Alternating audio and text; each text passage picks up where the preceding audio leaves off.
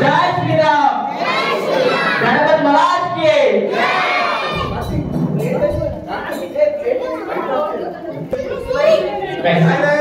Please కొంచెం కాంగా ఉండరా. అరే కిడ్స్ మీరు కూడా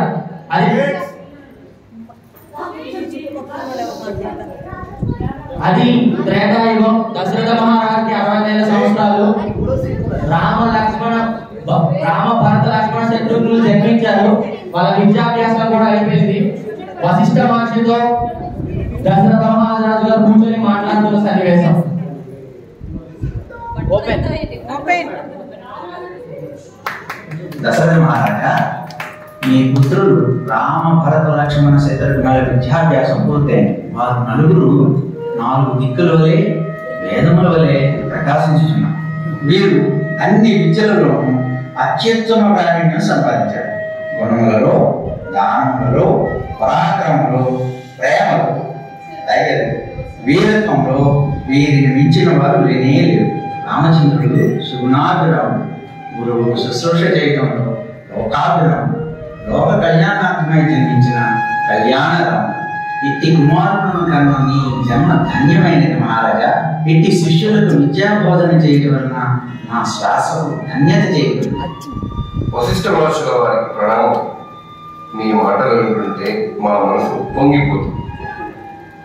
మీరు మా ప్రభువులు అవడం మా జన్మజన్మలకు, మా పితృదేవతలకు, మా కుమారులకు విద్యాబోధన చేసిన మీ జ్ఞాన సంపత్తి అనిర్వచనీయం. మా కుమారుడు వివాహం నిశ్చయించిన కావున తగిన వధువును దొరికేటట్టు ఆశీర్వదించండి మహర్షి.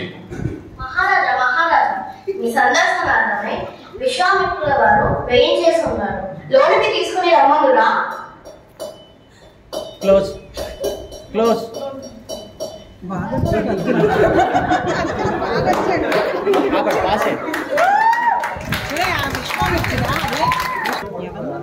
సూర్య మీరు రెడీ? రెడీ. ఓపెన్.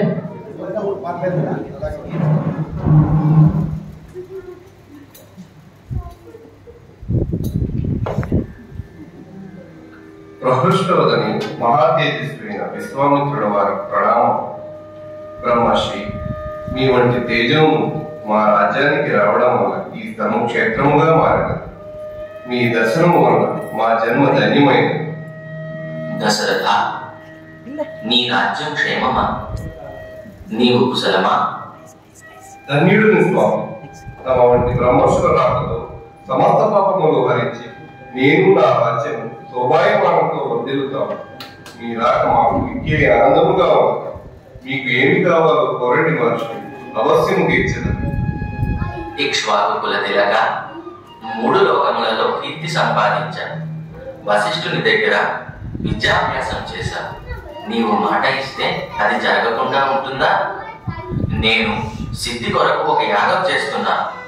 ఆ యాగాన్ని భగ్నం చేయుటకు 2 రాక్షసులు కామరూపంలో వస్తున్నారు. దానివల్ల ఎన్ని మార్లు యజ్ఞం చేసినా పూర్తి కావట్లేదు. వారి వల్ల నేను మధ్యలోనే లేవాల్సి వస్తుంది. ఆ యాగంలో నేను కోపంతో శాపం విడిచిపెట్టకూడదు.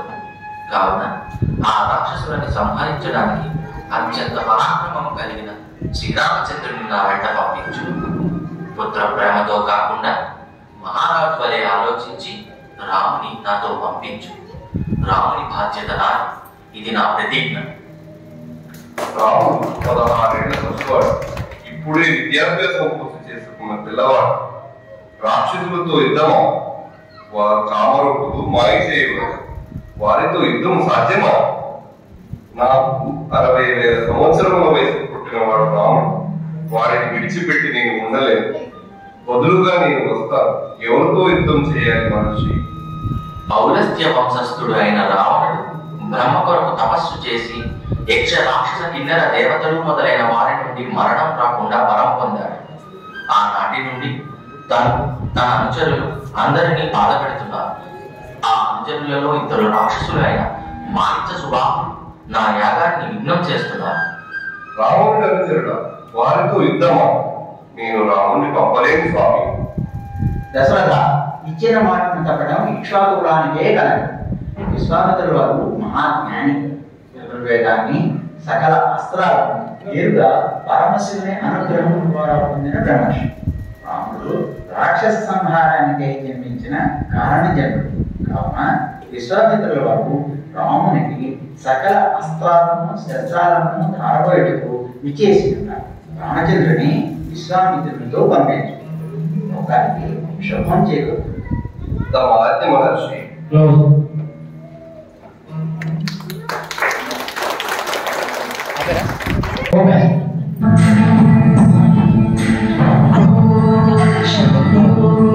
శివ శంభో స్వయంభో శంభో శివ శంభో స్వయంభో హో శంభో శివ శంభో స్వయంభో హో శంభో శివ శంభో స్వయంభో హో శంభో శివ శంభో స్వయంభో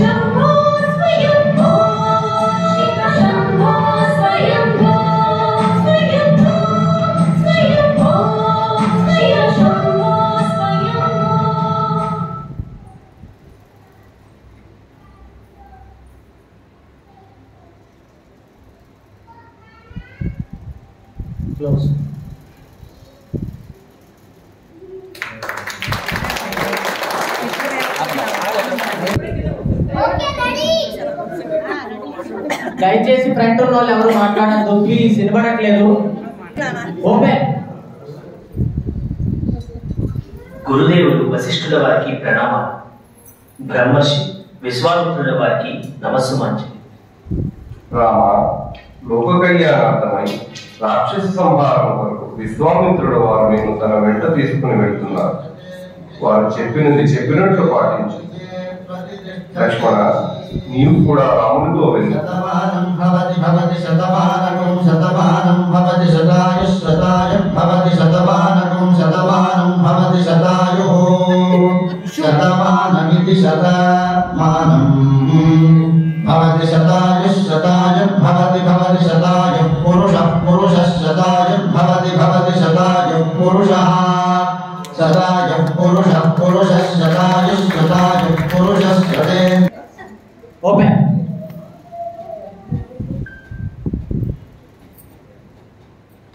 రామ, గృహాన వత్స శిథిరం మాహూర్కాలస్య పర్యయః మంత్రగ్రామం గృహానత్వం బలం అతిబలం తథా. రామ, నీకు బల అతిబల అను రెండు విద్యలు ఉపదేశం చేస్తున్నాను. వీటి వలన నీకు శ్రమ తెలియదు, జ్వరం రాదు, రూపం చెక్కు చెదరు. నీతో సమానమైన బాహుబలం మరియు బుద్ధిబలం కలవారు ఈ లోకంలో ఎవరూ ఉండరు.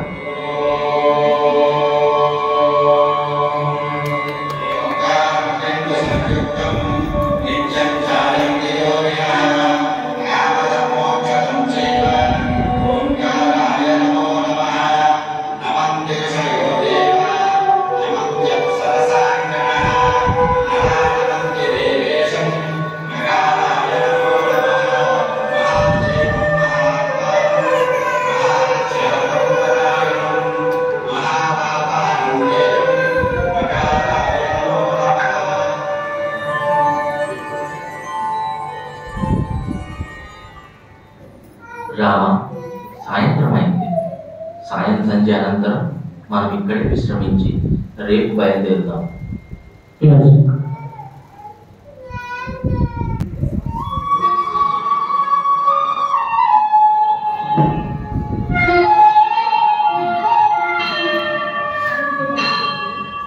కౌసల్యా సుప్రజా పూర్వా సంధ్యా ప్రవర్తతే ఉత్తిష్ట నరశార్దూల కర్తవ్యం దైవమాన్నికం కర్తవ్యం దైవమాన్నికం.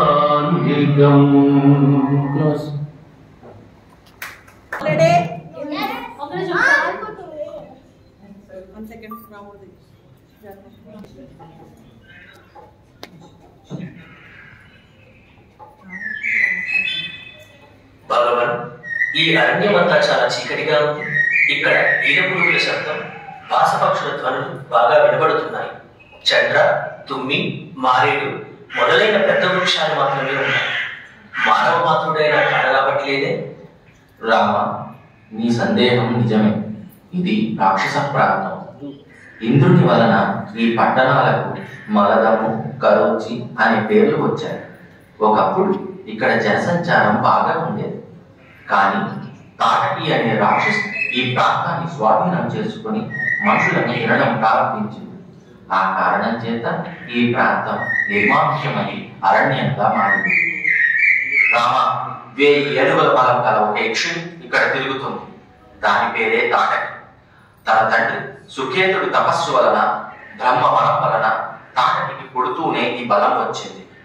ఒకసారి అగస్త్య మహర్షి ఈ ప్రాంతం నుండి వెళుతూ ఉంటే తాటకి భర్త అయిన సుందుడు అగస్త్యుని మీద పడి పరిహసించ ప్రయత్నించాడు. తక్షణమే అగస్త్య మహర్షి తన వాక్బలంతో సుందుడిని హతమార్చారు. అది చూసి భరించలేని తాటకి తన కుమారుడి అయిన మారీచుడితో కలిసి అగస్త్యుని మీద పడబోయారు. వెంటనే అగస్త్యుల వారు శాపవాకు విడిచిపెట్టారు. ఆ శాపం వలన తాటకి, మారీచుడు వికృత రూపాన్ని పొంది నరభక్షకులుగా మారారు. ఆనాటి నుండి తాటకి ఇక్కడే తిరుగుతూ మనుషులను భక్షిస్తుంది. అది ఏ క్షణమైనా మన ముందుకు వస్తుంది. అప్రమత్తంగా ఉండాలి రామ.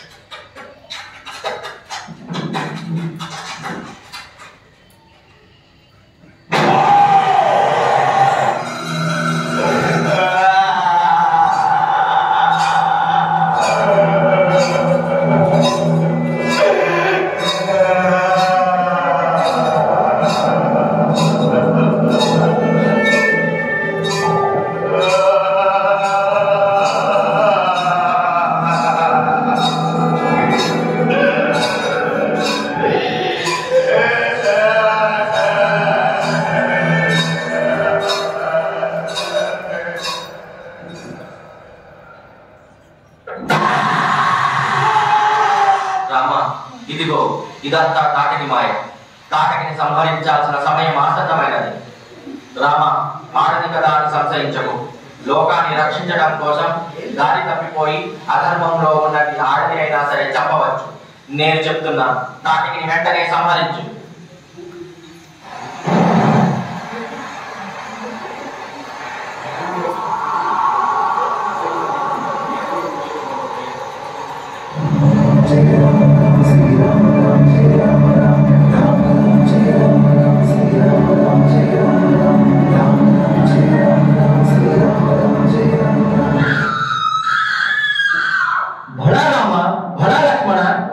ఆచార్యదేవ, ఇది మీ శాసనం.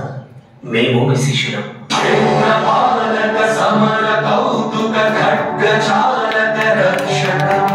శాస్త్రనాయక స్ఫూర్తినాయక కార్యసాధక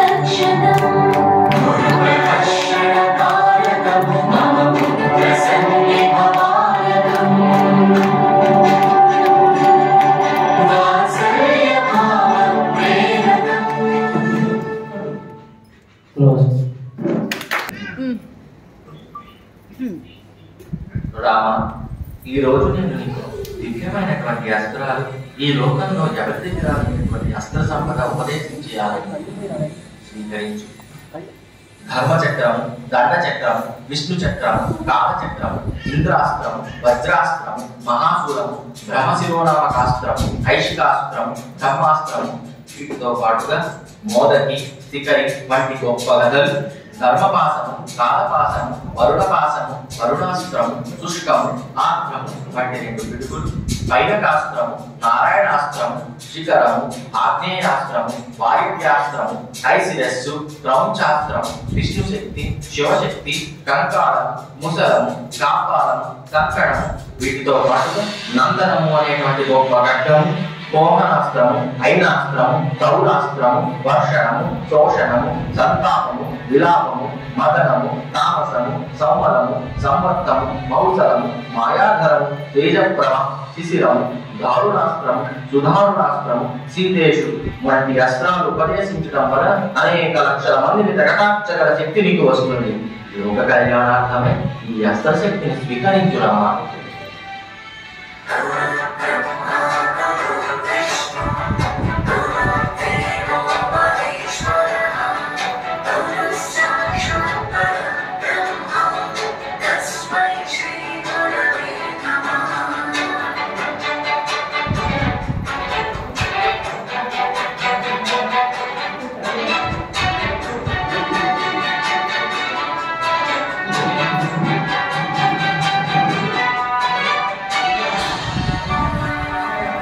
రామ, లక్ష్మణ, నాయనలారా, పదండి, మనం సిద్ధాశ్రమానికి చేరుకోవాలి.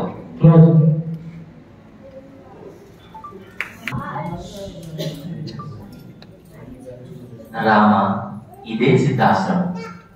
ఇక్కడే నేను సిద్ధి కొరకు ఒక యాగం చేయాలని సంకల్పం చేశాను. ఈ ఆశ్రమం అంటే నాకు బాగా ప్రీతి. గురుదేవ, ఇది ఎవరి ఆశ్రమం? ఎందులకు మీకు ఈ ఆశ్రమం అంటే అంత ప్రీతి? రామ, పూర్వం బలి అనే చక్రవర్తి అహంకరించి తనది చేసుకొని దానాలు చేస్తుంటే ప్రహ్లాదుడి మనవడు కనుక నిగ్రహించకూడదు కనుక దానం పట్టి మొత్తం తీసుకుందామని సంకల్పించి కశ్యప ప్రజాపతి కుమారునిగా జన్మించి ఆ విష్ణుమూర్తి వామనమూర్తిగా వచ్చారయ్యా. వచ్చి యజ్ఞవాటంలో యజ్ఞం చేస్తున్నటువంటి బలి చక్రవర్తి దగ్గర అప్పుడే ఉపనయనమైన ఒక వటుడిగా నిలబడ్డారు. అప్పుడు బలి ఇలా అన్నాడు: ఓ వటువా, వరి చేలములో, మాడలో, ఫలములో, వన్యములో, గోగులో, కరులో, కరకంపులో, నికేతములో, భూములో ఏమడిగిదవో నీకు ఇచ్చదా?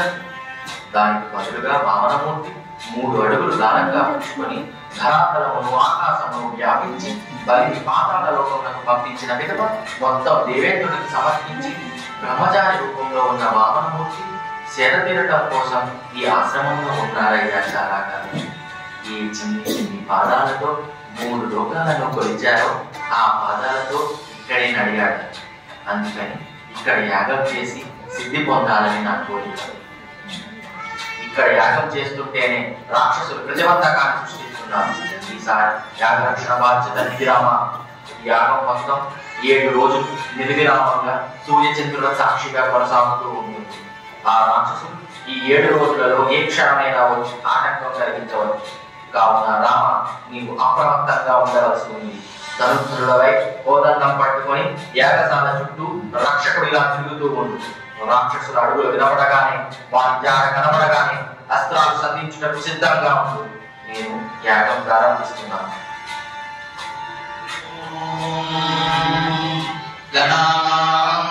గణపతిగం హవామహే కవిం కవీనామపవశ్రవస్తమం జ్యేష్ఠరాజం బ్రహ్మణాం బ్రహ్మణస్పదాన శృణ్వన్నోతిభిः శ్రీదసాదనం. ఓం మహాగణపతయే నమః. ఓం శంజమే వజశ్చ మే ప్రియంచ మే కామశ్చ మే సోమనసశ్చ మే భద్రంచ మే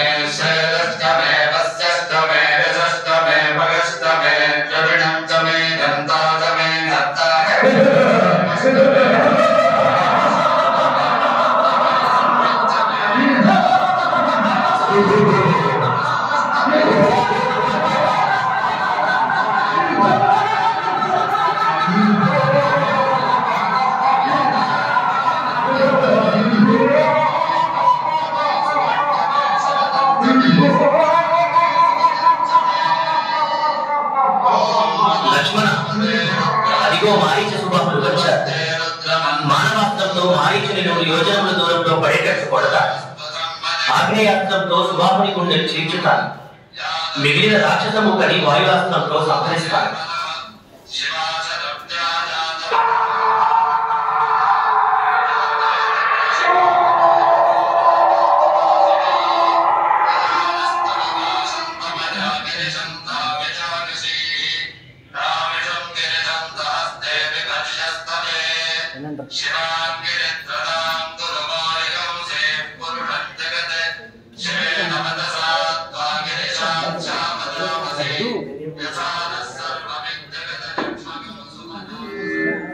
చాలా సంతోషం రా. సిద్ధాశ్రమం పేరుకి సార్థకత తీసుకువచ్చా. నాకు సిద్ధి లభించింది. గురుదేవ, మేము మీ కింకరులు. మీ ఆజ్ఞ మాకు శాసనం. నాయన, యజ్ఞం ముగిసినది కనుక నేను హిమవత్ పర్వత ప్రాంతానికి తిరిగి పయనమవుతాను. ప్రస్తుతం మిథిలాధిపతి అయినటువంటి జనక మహారాజు గారు నిర్వహిస్తున్నటువంటి యజ్ఞం చూడడానికి వెళ్తున్నాను. అక్కడ జనక మహారాజు గారి అంతఃపురంలో ఒక దివ్యమైన శివధనస్సు ఉంది. దానిని దేవ కిన్నెర కింపురుష యక్ష రాక్షసులు ఎవ్వరూ ఎక్కుపెట్టలేకపోయారు. ఇంకా నరుల మాట సరే సరి. కావున ఆ శివధనస్సుని ఒక పరిదర్శించాలని అనుకుంటున్నాను. నీవు కూడా వస్తావా? గురుదేవ, నేను కూడా ఆ శివధనస్సుని చూసి ధరిస్తాను.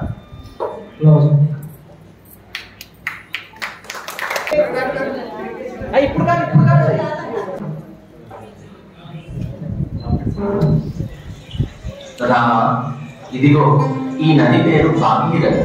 పూర్వం మీ వంశంలో సగరుడు అని పేరు గల చక్రవర్తి ఉండేవారు. అతనికి 10,000 మంది కుమారులు ఉండేవారు.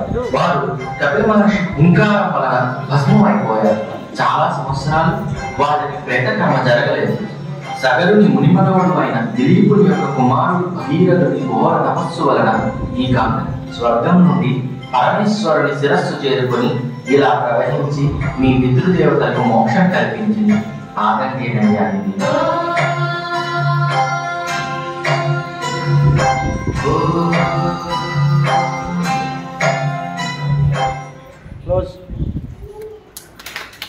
అహల్య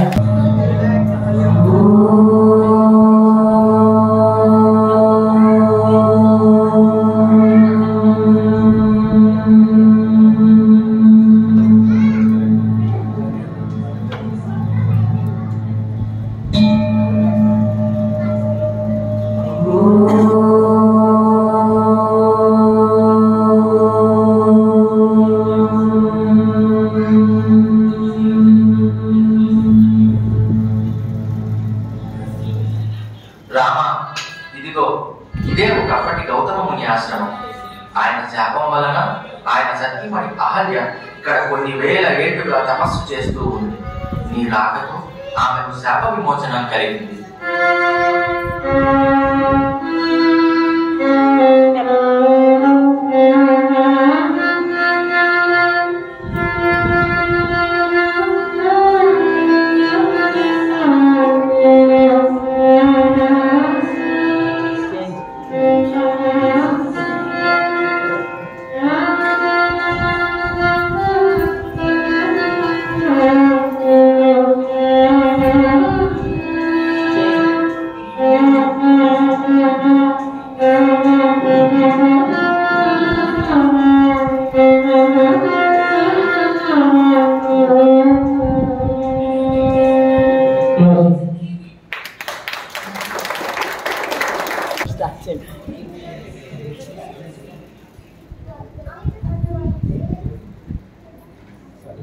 విశ్వామిత్రుల వారికి నా ప్రణామాలు. మరో 12 రోజుల్లో యజ్ఞం పూర్తవుతుందని పెద్దలు చెబుతున్నారు.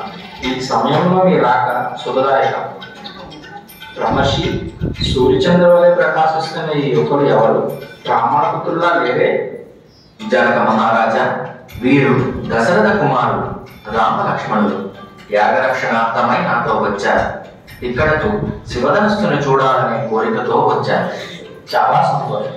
మా కుమార్తె సీత తను నరకాంత కాదు, అయోనిజ.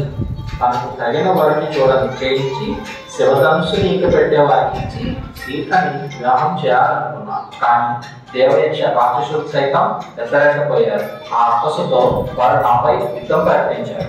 దేవతల సహాయంతో చిత్రకృపాలను సంపాదించిన నేను వారి యుద్ధంలో ఓడించి అప్పటి నుండి ఈ శివచాపానికి పెట్టే వారి కోసం వేచి చూస్తున్నాను. ఇప్పుడు మిమ్మల్ని శివధనుస్సు వద్దకు తీసుకువెళ్తా.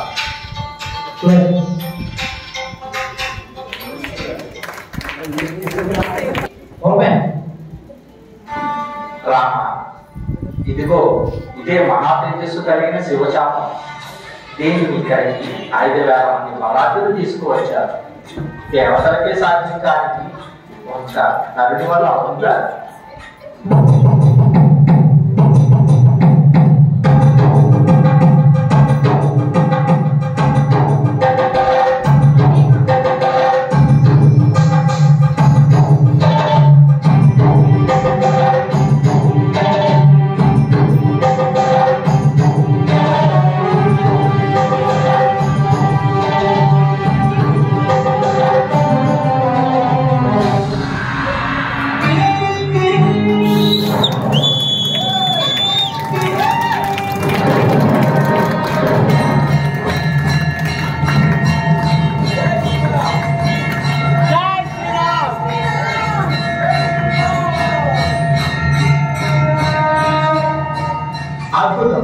అత్యద్భుతం. మహర్షి, నరుని రూపంలో ఉన్న నారాయణ చూశాను. నా జన్మ ధన్యమైనది అన్న మాట ప్రకారం సీతను రాముడి నుంచి వివాహం చేస్తాను. జనక, దశరథ మహారాజుడు వారికి కబురు పంపి నేను చెప్పినట్లుగా విషయం వివరించి ఇక్కడికి తీసుకురమ్మని నీ భటులను పంపించు.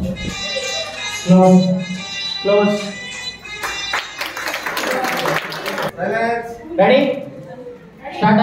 కెమెరామ్యాన్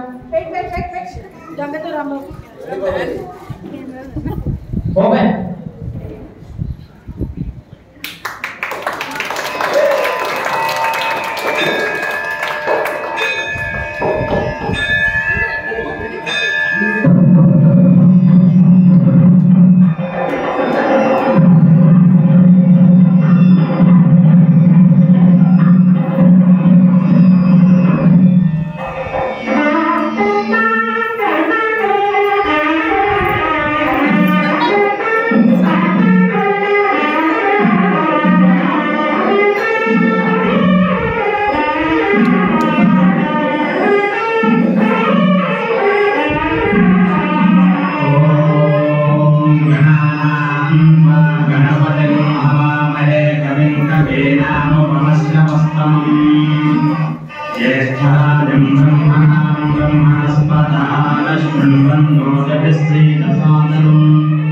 శ్రీమహాగణాధిపతయే నమః. శ్రీ గురుభ్యో నమః. హరి ఓం. సాగరపర్యంతం గోబ్రాహ్మణేభ్యః శుభం భవతు. ఆంగీరసమయసో నమత్రయాయేయ ప్రవరాన్విత యోగమసోత్వస్య స్వర్ణరోమ మహారాజవర్మణో నక్రీం. సాగరపర్యంతం గోబ్రాహ్మణేభ్యః శుభం భవతు.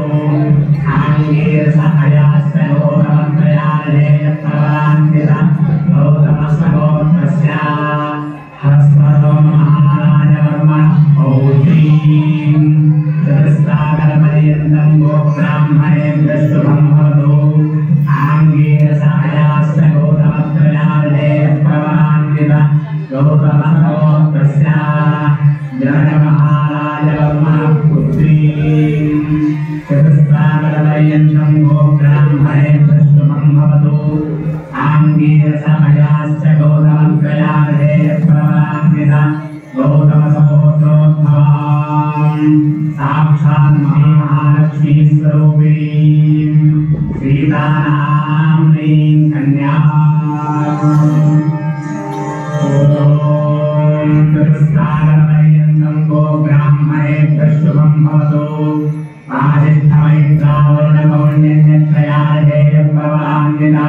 वसिष्ठसरोत्रस्याः रघुमहाराज वर्मणो नक्ते शिरसागरपर्यन्तं गोत्रं ब्रह्मतो वासिष्ठमैत्रावरणमौल्यन्यत्रयादेवपरमान्विता वसिष्ठसरोत्रस्याः अजमहाराज वर्मणः पौत्राय चतुस्सागरपर्यन्तं गोब्राह्मणेभ्यः शुभं भवतु वासिष्ठमैत्रावरणमौल्यन्यत्रयादेवपरमान्विता वसिष्ठसरोत्रस्याः दशरथमहाराजवर्मणः पुत्राय चतुस्सागरपर्यन्तं गोब्राह्मणेभ्यः शुभं भवतु वासिष्ठमैत्रावरणमौल्यन्यत्रयादेवपरमान्विता वसिष्ठसहोत्रोद्भवाय सामसाक्षी महाविष्णुस्वरूपाय रामचन्द्रमूर्तिब्रह्मणे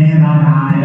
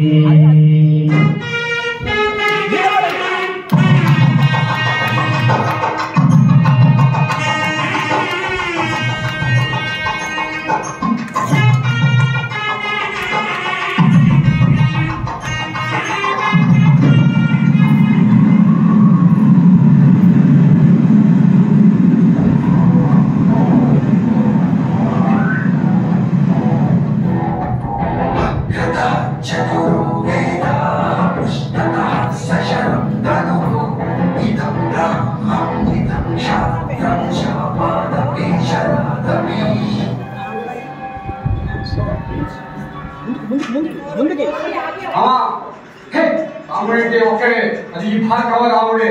నీవు శివధనస్సును భిన్నం చేసేవని విన్నాను. ఇదిగో ఇది విష్ణు శాపం. దీనిని స్వీకరించి బాణాన్ని విడిచిపెట్టగలవా? భార్గవరామ, ఇందులో రాగం తప్పేమీ లేదు. ఇది నా ప్రమేయంతోనే జరిగింది కావున నన్ను శిక్షించు. జనక మహారాజా, ఆందోళన వలదు. పరశురాముని ఆగమనం లోక కళ్యాణార్థం కావున ఆ విష్ణుజాపం అసుర సంహారానికి ఉపయోగపడుతుంది.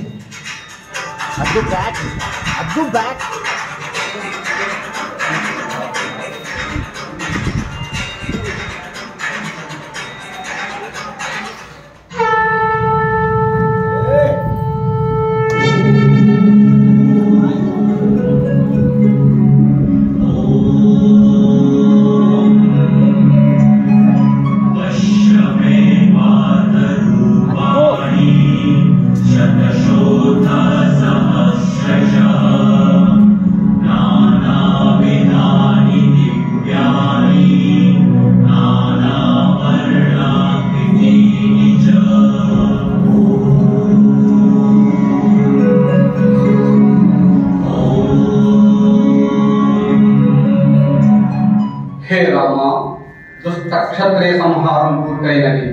నా వైష్ణవ శక్తి నీలోకి ప్రవేశించినది. కావున నేను ప్రశాంతంగా ధర్మాచరిస్తాను. ఇప్పుడు ఈ మహేంద్రగిరి పర్వతానికి పయనమవుతాను.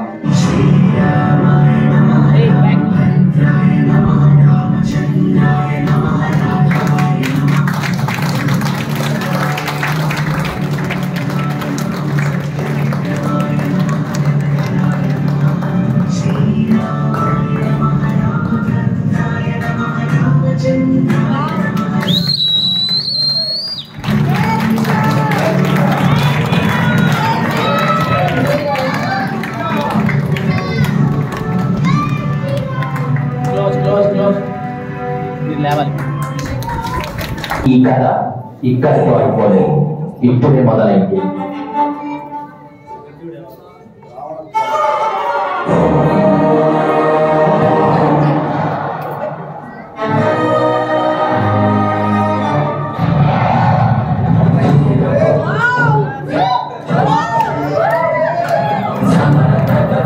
శంభో